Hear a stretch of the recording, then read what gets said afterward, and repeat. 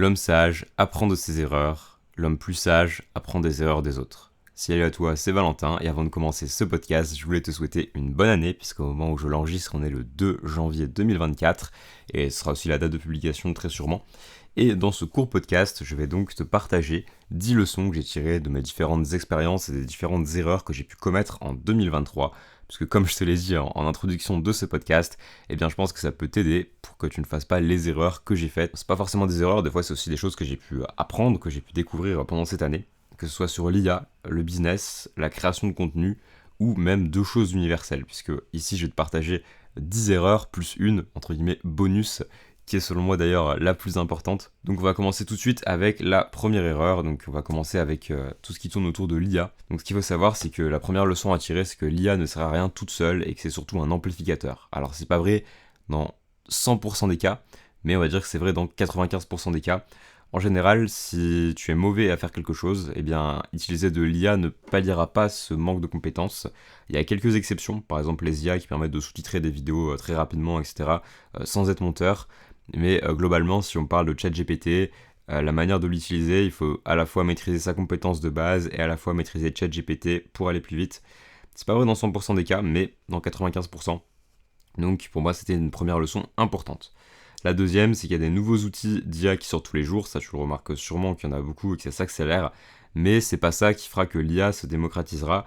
Enfin, je dis qu'il y a des nouveaux outils qui sortent tous les jours, mais aussi il y a beaucoup de mises à jour. Cette année, on a eu GPT-4, on a eu des plugins, on a eu des Advanced Data Analysis, plein de modes sur ChatGPT qui sont sortis, Custom Instructions, les GPTs, GPT-4 Turbo et j'en passe.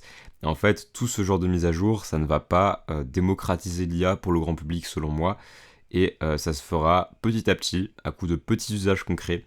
Par exemple, ah tiens, on peut faire ça avec ChatGPT, ah bah voilà, il y a peut-être une IA spécialisée dessus qui va sortir, ou autre.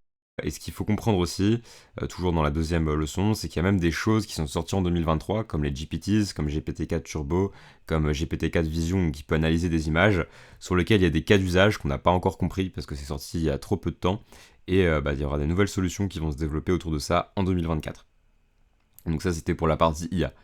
Maintenant, dans la partie business, c'est un petit peu différent, mais franchement, c'est des choses vraiment universelles, un peu pour tout. La première chose, c'est de chercher à apprendre et à monter en compétences plutôt que d'essayer de trouver le dernier hack, les derniers secrets pour faire 10 000 euros par mois en un mois sans compétences grâce au nouveau hack à la mode. Euh, pour moi, alors il y a peut-être des petits hacks comme ça qui fonctionnent ou qui ont fonctionné euh, au fur et à mesure de l'histoire, entre guillemets. Si on prend par exemple à un moment, il y avait un petit hack sur Spotify où si tu écoutais tes propres musiques, tu touchais la monétisation. Il y a des personnes qui s'étaient fait 10-15 000 euros comme ça. Aujourd'hui, bien sûr, ça a été patché, ça ne fonctionne plus. Bah, typiquement, c'est un hack qui a peut-être fonctionné pendant 2-3 mois, mais les personnes qui l'ont exploité aujourd'hui, bah, ça leur apporte plus rien. Alors que si jamais elles avaient investi sur des compétences, qu'elles avaient passé du temps à se former, ok, elles auraient peut-être pas fait 10 000 euros tout de suite, mais peut-être qu'aujourd'hui elles le feraient en récurrent. Donc c'est ça que j'essaye de te faire comprendre avec ces messages, c'est qu'il faut mieux viser long terme et il vaut mieux miser sur des compétences pour être entre guillemets plus solide, et, enfin avoir plus de fiabilité de réussir, plutôt que d'essayer de trouver le dernier hack ou le nouveau secret. La quatrième leçon, c'est que le coût d'opportunité est souvent plus cher que le coût réel. Qu'est-ce que j'entends par coût d'opportunité? Si tu sais pas ce que c'est tout simplement si tu as un produit par exemple qui te coûte, je sais pas, 100 euros et qui te rapporte, on va dire, 200 euros par mois. Si je te dis que ce produit à 100 euros, le mois prochain il est à 50 euros, tu vas l'acheter maintenant ou le mois prochain? Bien sûr, je prends un exemple très abstrait, mais c'est juste pour que tu visualises. Et il y a beaucoup de gens qui vont répondre, bah le mois prochain il sera 2 fois moins cher. Sauf que si je l'avais acheté ce mois-ci, j'aurais dépensé 100, mais j'aurais déjà gagné 200 le mois prochain. Donc au final, je serai à plus 100 sur la balance. Alors que si j'attends le mois prochain, je l'achèterai à 50 euros, donc je serai à moins 50. Donc je passe à côté d'un coût d'opportunité, entre guillemets, de 150 euros. Alors ici, je te l'ai illustré avec des petits chiffres et quelque chose de pas très concret, mais moi, par exemple, ça s'est traduit par le fait que bah, j'ai participé à pas mal d'événements, j'ai investi dans pas mal de formations, etc. Et je me suis rendu compte que des fois, bah, essayer d'attendre pour avoir une promo ou quoi, eh bien c'était pas forcément rentable et que si j'avais lancé des choses avant, eh bien j'aurais peut-être eu plus de résultats. Si je pense par exemple à la création de contenu, je me suis lancé dedans qu'autour de août-septembre, alors que j'aurais très bien pu me former avant, me lancer en février, sachant que je savais que je devais le faire, mais j'ai un peu procrastiné dessus. Et en fait c'était vraiment la pleine hype de l'IA, j'aurais sûrement pu avoir... aujourd'hui j'ai à peu près 3 000 abonnés sur Insta, peut-être que j'en aurais 10-15 000 si je m'étais lancé en début d'année. Donc ça aussi c'est autre chose, c'est parce que enfin ça rejoint un petit peu la leçon 5, c'est qu'en général, il est plus simple de faire plus d'argent que de chercher à économiser. C'est vrai que des fois, on essaye, alors que ce soit sur des formations, des séminaires, etc., mais ça peut aussi être sur des produits. Je sais que par exemple, s'il y a une IA qui coûte 30 euros par mois et qu'il y en a une qui coûte 20 euros par mois, qu'elles font la même chose, et bien même si celle à 20 euros par mois, enfin j'ai dit la même chose, elle résout le même problème, si celle à 20 euros par mois elle fait beaucoup moins bien le travail et que tu dois passer 3 fois plus de temps et qu'au final ça te fait pas gagner tant de temps que ça, bah c'est plus rentable de prendre la deuxième à 30 euros. Donc voilà, c'est juste pour dire que des fois les petites économies de bout de chandelle, c'est pas forcément la meilleure chose à faire, et c'est quelque chose que j'ai compris cette année en utilisant notamment différentes IA, en essayant d'économiser un peu à droite à gauche. Je me suis rendu compte que ça finissait toujours par coûter plus cher. La dernière chose dans le business, donc la leçon numéro 6, c'est de ne pas vendre un produit mais de résoudre un problème. Ça, c'est quelque chose que j'ai compris assez tard cette année. C'est pour ça que je l'ai pas tellement appliqué. Si tu veux, cette année, j'ai vendu des formations pour apprendre aux gens à utiliser ChatGPT, pour apprendre aux gens à utiliser Midjourney, etc. Le problème, c'est que ça, c'est un véhicule. Ça résout pas un problème, en fait. Le problème, c'est, par exemple, je sais pas, monter un business et faire 1000 euros par mois, 2000 euros par mois, 5000 euros par mois.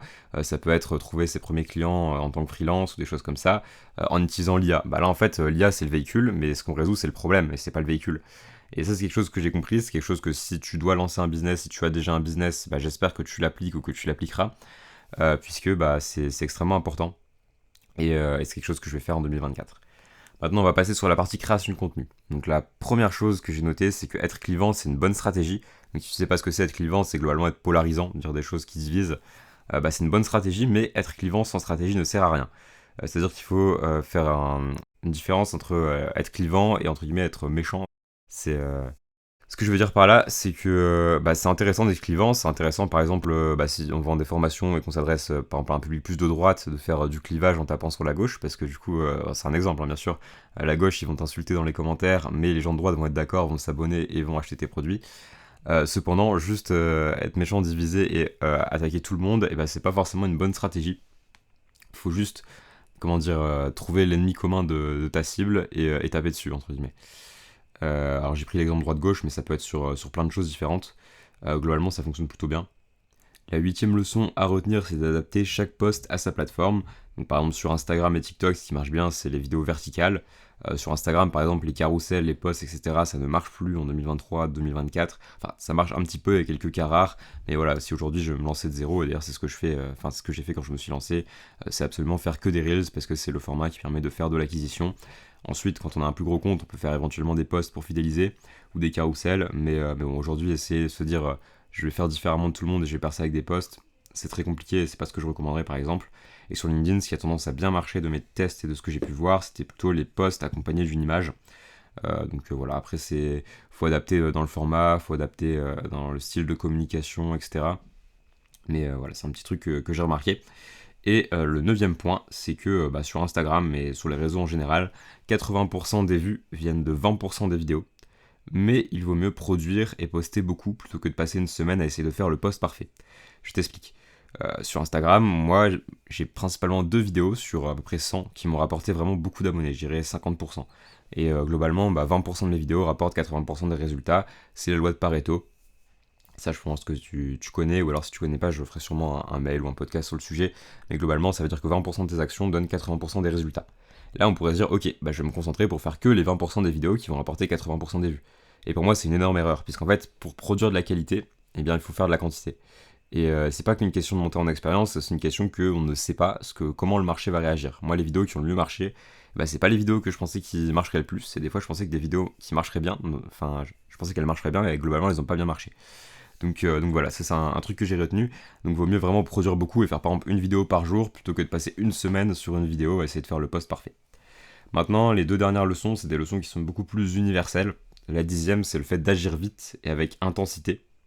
Ce que je veux dire par là, c'est que, encore une fois, procrastiner c'est une mauvaise chose, qu'il faut agir vite et que par exemple, typiquement le podcast. Quand on m'a donné l'idée de faire un podcast, de trouver un invité, etc., de tourner un premier podcast long, je me suis dit, ok, c'est une bonne idée. J'ai pas dit, ouais, je verrai la semaine prochaine qui j'invite. Ça veut dire que le jour même, j'avais déjà envoyé un message pour le premier podcast avec Théo Leblanc. Le jour même, j'ai envoyé un message. Le soir même, j'avais déjà réservé le studio pour 2 semaines après, parce que le studio n'était pas disponible avant dans 2 semaines, sinon on l'aurait fait encore plus tôt. C'est comme ça vraiment, les actions en fait elles se sont faites vite parce que globalement c'est un truc qui fait peur. Moi j'étais jamais, j'avais jamais loué un studio de podcast, j'avais jamais tourné un podcast. Et en fait si tu passes trop de temps à réfléchir, tu laisses la peur prendre le dessus. Alors que si t'agis vite, tu laisses pas le temps à la peur de t'atteindre. Donc c'est pour ça qu'il faut agir vite et avec intensité. Donc agir beaucoup entre guillemets. Si tu te dis aujourd'hui je vais passer sur Instagram en faisant un Reels par mois, ça marche pas. Ce qu'il faut c'est te lancer et pas te lancer dans une semaine, te lancer demain ou même ce soir même, c'est encore mieux. Et faire ta première vidéo ce soir et après en faire une par jour ou minimum 3-4 par semaine. Alors si je prends un exemple sur la création de contenu, mais c'est vraiment valable dans tous les domaines de la vie, que ce soit dans le business, dans le sport, dans les relations, etc. C'est vraiment quelque chose d'assez universel. Et la dernière chose, donc la leçon entre guillemets bonus, ça c'est quelque chose que j'avais déjà mis en story, une citation que j'aime bien, c'est que les résultats que tu vises se cachent derrière les actions que tu évites. Si aujourd'hui tu veux lancer un business ou même prendre de la masse, c'est encore applicable sur vraiment beaucoup de choses. Il y a des choses que tu vas éviter, des choses qui vont te faire peur, des choses qui vont te freiner. Peut-être que même des fois tu vas pas t'en rendre compte ou que tu vas entre guillemets pas l'assumer. Et en fait c'est ça qui va t'apporter des résultats. Si par exemple aujourd'hui tu es freelance ou que tu proposes de la prestation de service, que tu veux plus de clients, en fait les actions que tu vas éviter souvent ça va être de prospecter, ça va être de prendre les gens en appel, etc. Parce qu'au début ça fait peur. Pourtant si tu le fais pas, tu n'auras pas de clients et tu gagneras pas d'argent même si tu es extrêmement compétent. Et donc voilà, c'est le dernier point, les résultats que tu vises se cachent derrière les actions que tu évites. Donc pour cette année 2024, mais en fait pour toute ta vie, ne prends pas des bonnes résolutions pour 2024, si tu en prends, prends-les pour toute ta vie, passe à l'action, fais ce dont tu as peur, agis rapidement et applique les autres leçons que je t'ai données sur des points plus précis si jamais ça t'intéresse. Voilà, c'est tout pour ce podcast. Je t'invite, si tu ne l'as pas écouté, à écouter le dernier podcast que j'ai tourné aussi il y a 2-3 jours que j'ai enregistré où je t'explique pourquoi mon business va mourir en 2024 si je ne fais rien et justement ce que je compte faire pour y remédier. Et je te dis à très bientôt dans un prochain podcast. C'était Valentin.